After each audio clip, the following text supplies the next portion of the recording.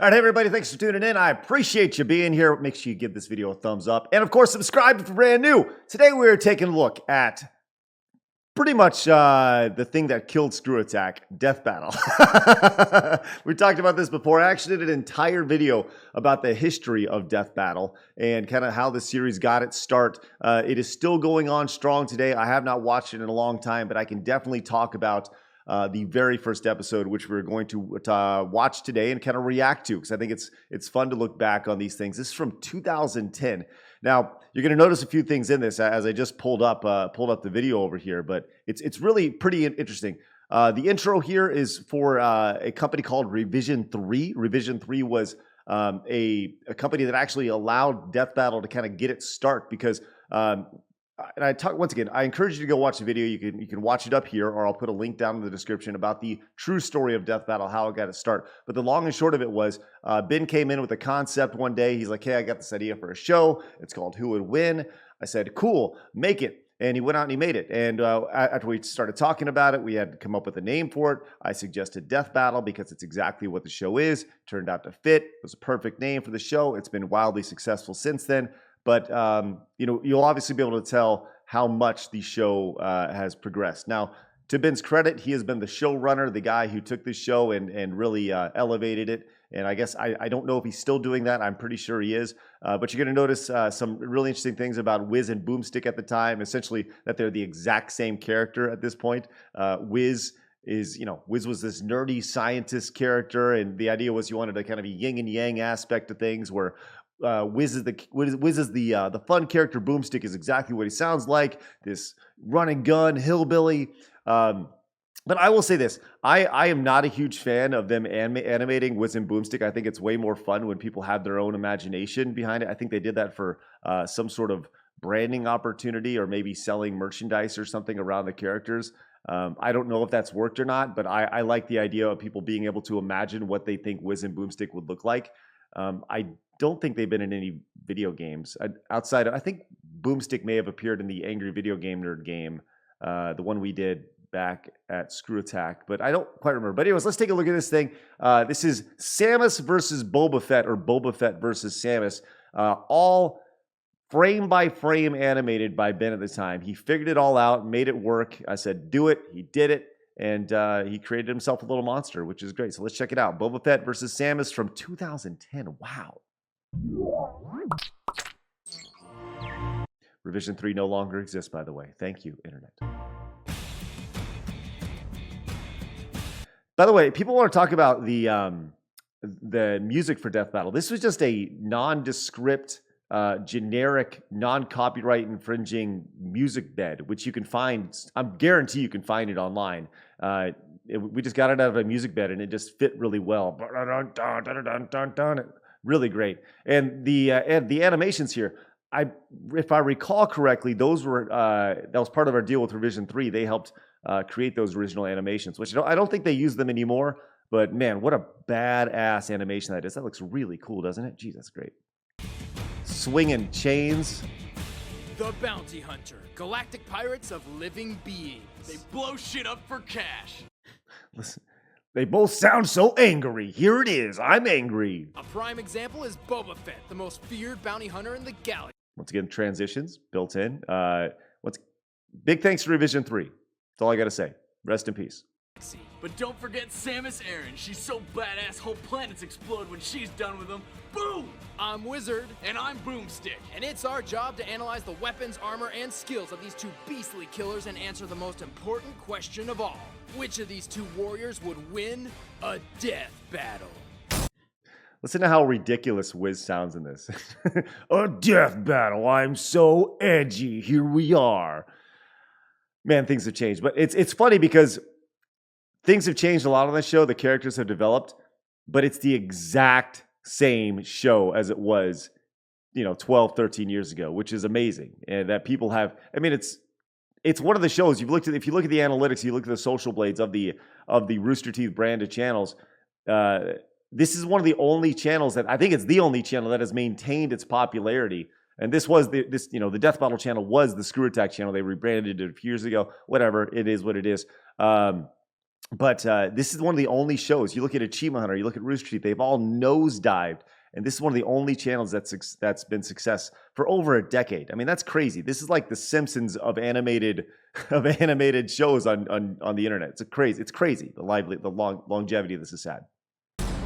Boba Fett is well known for his cunning, ruthlessness, and brute force, but his killer instinct relies on his diverse arsenal of death. Plus, he wears the most badass spacesuit ever.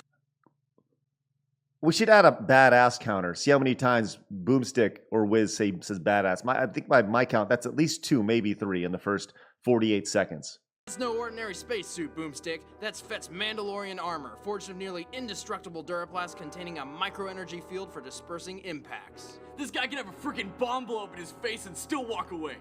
Man, Chad sounds like he's like really rushing through these lines as fast as he possibly can. Want to get through as fast as I can, talking about how awesome he is. His gauntlets house a flamethrower with a reach of 5 meters, a fiber cord whip, and numerous concussion and stun missiles. His weapon of choice is his EE-3 carbine rifle, an extremely accurate and powerful weapon which Fett often cradles like a child. This is one thing that I think Death Battle has always done extremely well, is just the amount of research attached to it, just the absolute insane, dumb amount of research that is done. Maybe I'll do like, I was actually thinking about reacting to Goku versus Superman. If you'd like for me to do that, hit the thumbs up button and of course subscribe to the channel because that is something that I would love to get into, and the entire backstory around that and the research that's attached to that. Easily the most controversial death battle, at least that I know of up to the point of me being there. They may have had one since then, but like I said, I haven't watched them, so I don't know. But yeah, I mean, you can see why this show took off. The production value is outstanding. It's super nerdy. It's fun. And at this point, this episode is less than 7 minutes long. Yeah, I do that with my guns too. That's not weird at all, Boomstick.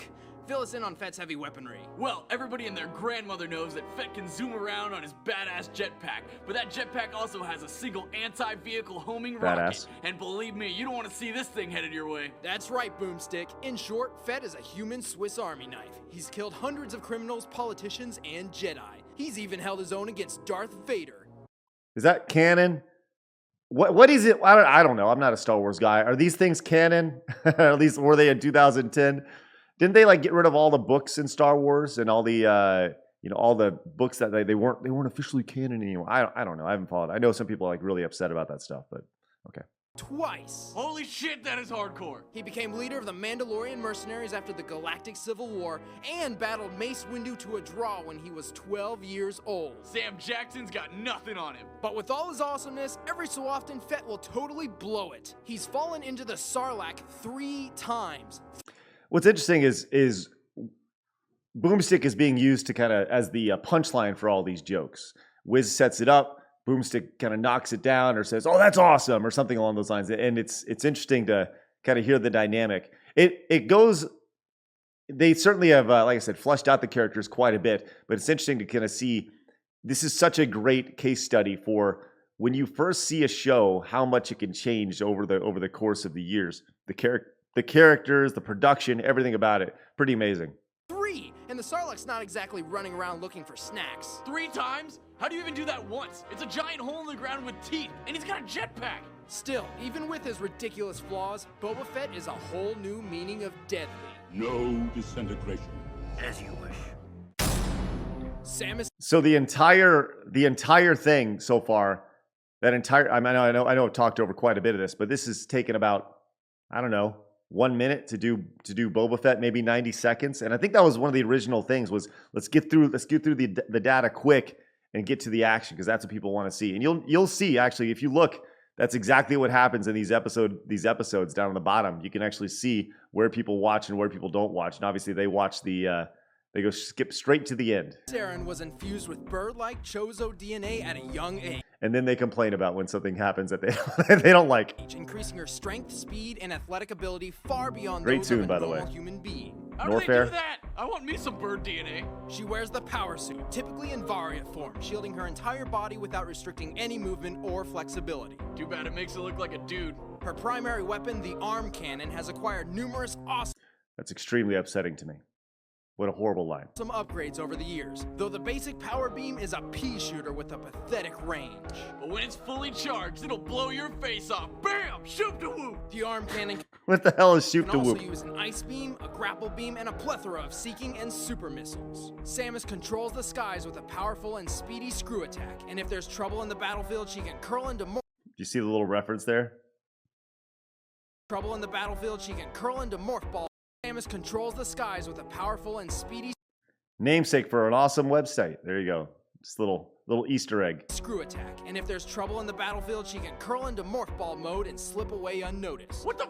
How does she do that? Bird DNA, Boomstick. Bird DNA. Samus also has a freaking huge supply of power bombs, which will destroy anything on the screen in seconds. Nothing survives. She is known to be the bounty hunter capable of taking on impossible missions, fighting massive beasts, and even wiping out an entire species. Remember Other M? Was that Other M we just saw, the 3D version on the Wii? See, so that was 2010. Maybe that game hadn't come out yet, but it'd been a while since we saw a Samus game at this point, I believe. However, she Metroid often game. makes mistakes. Somehow, she always seems to lose all her power-ups and upgrades at the beginning of every mission. Man, someone get this chick a purse. And that's it. That's it right there. Let's get into it. Let's get into the fight. Oh, wait, there's a sponsor. Once again, Revision 3, thank you for that. The combatants are set. Let's end this debate once and for all. But first, we gotta pay off my double-barrel bazooka shotgun, thanks to Netflix. What's funny is Netflix was advertising with us at this point. If I recall, I think we were paid,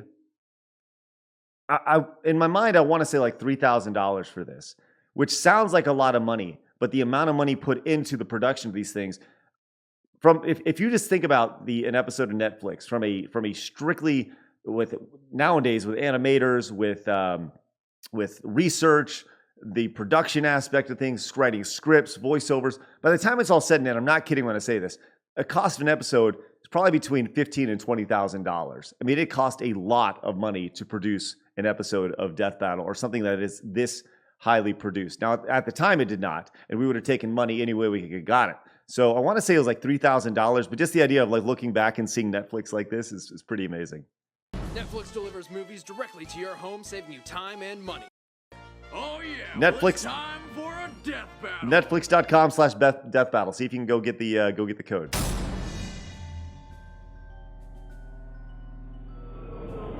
Just taking the sprites here. This is really interesting to see. Once again, this was all hand done by Ben, frame by frame.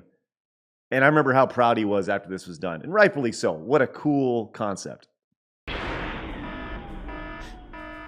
It definitely looks hand animated.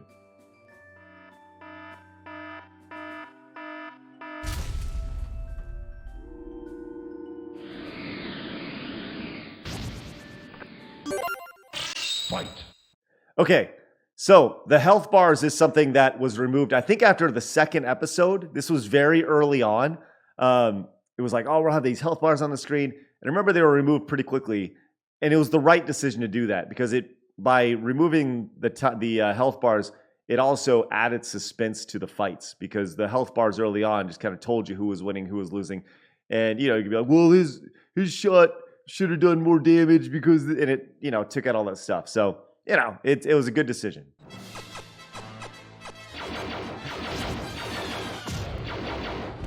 I can only imagine looking at this and saying like the uber nerds being like, well, that took 5 HP on the pea shooter, but when he shot him with a rocket, it was 15 HP. What's going on, Death Battle? Which that's exactly what would happen later on. So.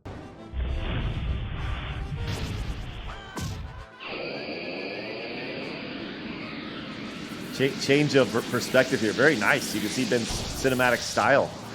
Very nice.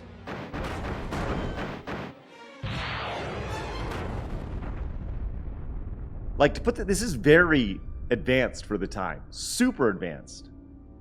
Didn't see anything like this. The roll. You like see the outline of the sprites.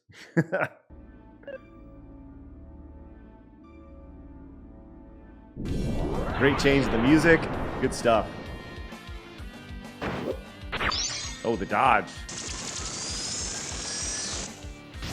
You're mine. See ya! Oh man, Third Strike KO right there. So we had a mix of Mortal Kombat sound effects and Third Strike sound effects. I think now they have like their own announcer who's like fight or whatever, but the Mortal Kombat 2 announcer is by far, I don't know, if I was doing like a top 10 announcers list, which I think I may have done at one point or at least thought about doing several times, he would be up there. He would definitely be a top fiver. Holy shit! Did you see that, Wiz? That was insane! Fett battled like Look at that, keeping you hooked to the end. a champ, but in the end, Samus' superior technology and athletic skill trumped him. Hard. While her basic power beam failed miserably, Samus put her Chozo DNA to work by jumping and dodging around Fett's offenses. With the logic. Boba Fett, who relies more on cunning and brute force, simply didn't have the means necessary to catch Samus. He was shooting all over the place, but that space chick was just too quick for him. He even tried to use his homing rocket, but anybody who's blown up a lot of shit knows anti-vehicle rockets don't work too well with people. Exactly. Samus is about 4 times smaller.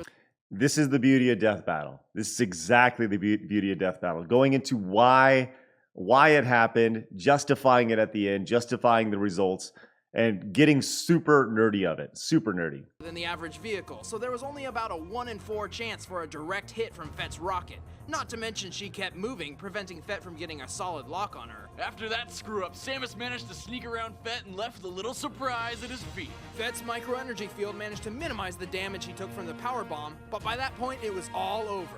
Samus froze Fett with her ice beam and finished him off with a charge beam to the face. She sure stopped him cold. Don't forget, after the credits, keep going. That's right, Boomstick. Ah, the first of the puns from Boomstick here. The very first of the puns. Minimize the damage he took from the This was a common reoccurring, once again, I don't know if they still do it, but this is definitely a reoccurring thing at the very end. Chad always wanted to have some sort of snappy thing to finish up the analysis. power bomb, but by that point it was all over. Samus froze Fett with her ice beam and finished him off with a charge beam to the face. She sure stopped him cold. That's right, Boomstick. The winner is Samus Aran. All right.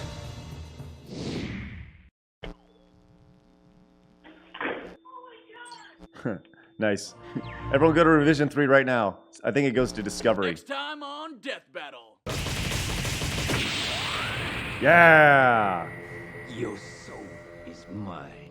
Everything you need to know. Brilliant. Like, man, does that work. That works in so many good ways. And you can see the seeds planted for something later. Once again, it goes back to show that there are people who are creating all sorts of content. They're throwing things out. And you know you got a good format. You know you have a good show. But it just takes time to develop. It takes time. If you guys would like to see me react to more Death Battle, I gladly will. Make sure you hit the thumbs up button and, of course, subscribe to the channel. Go watch some of my reactions to old top 10s we did. Those are crazy to watch. You can find those up at the top here and my new top 10s down here. If you guys do enjoy this stuff, once again, subscribe to the channel. Let people know that I got them going on. I greatly appreciate it. And your super thanks down in the comments are always appreciated. You guys have a great day. See you guys next time. Bye-bye.